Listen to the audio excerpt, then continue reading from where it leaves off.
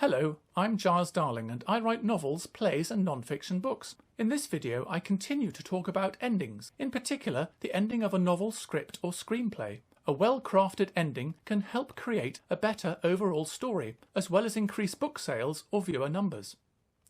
If you find yourself stuck trying to write the middle section of your novel, script or screenplay, it can sometimes be helpful to plan the ending of your story first, and then use this to flesh out what happens in the middle of your story. This is because endings usually contain a number of components or ideas that you can introduce or show for the first time in the middle section of your story. For example, if your main character faces a challenge during the ending, such as defusing a bomb, your reader or viewer will accept the story more willingly if this challenge has been mentioned or suggested earlier on.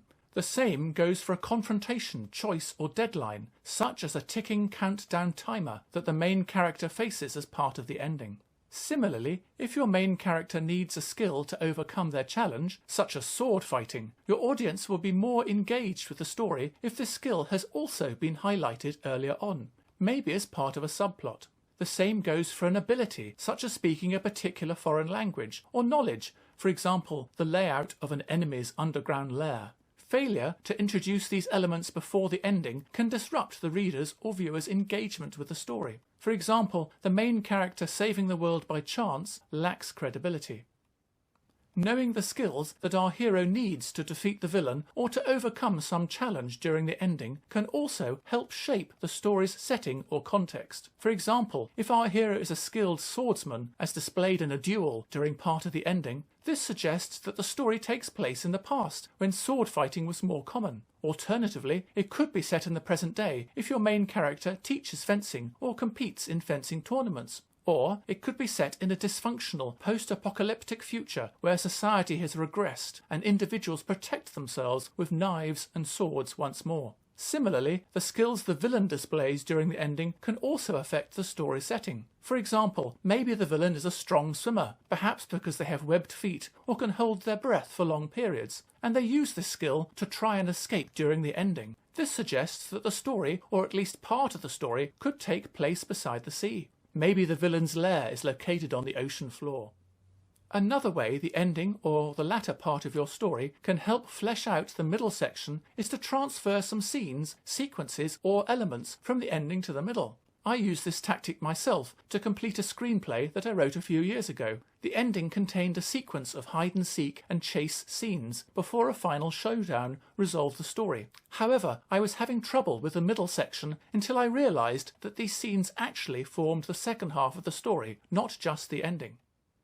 If your story ends with a bland cliché, then the reader or viewer can feel disappointed and let down. This is probably why it's typically advised to avoid clichés wherever possible. However, sometimes a cliché will be the best fit ending for your story, depending on its setting and genre. And in fact, trying to avoid a cliché can create a tortured and unrealistic ending.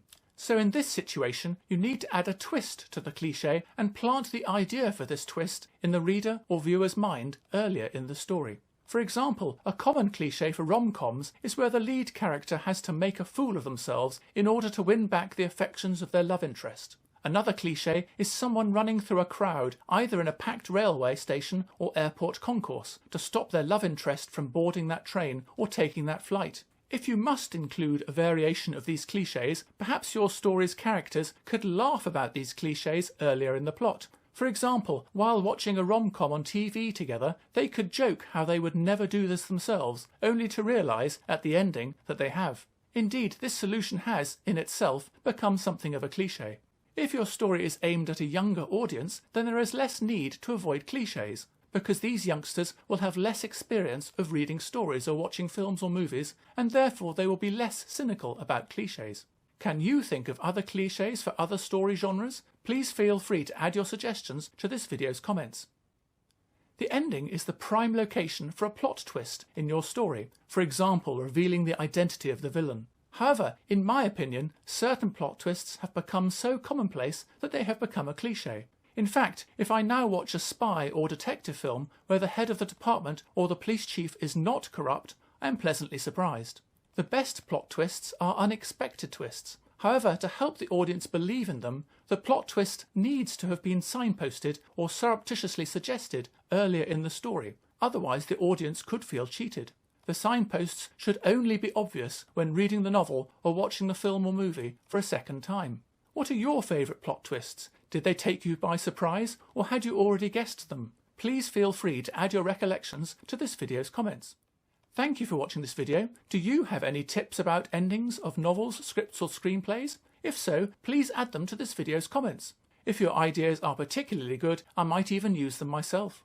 Please also check out the rest of my YouTube channel, especially where I discuss the various books that I've written. I hope my channel encourages you to buy my books and to read them, if you haven't already done so. Finally, please feel free to leave comments below and to like and subscribe this video and my YouTube channel. Toodle pip!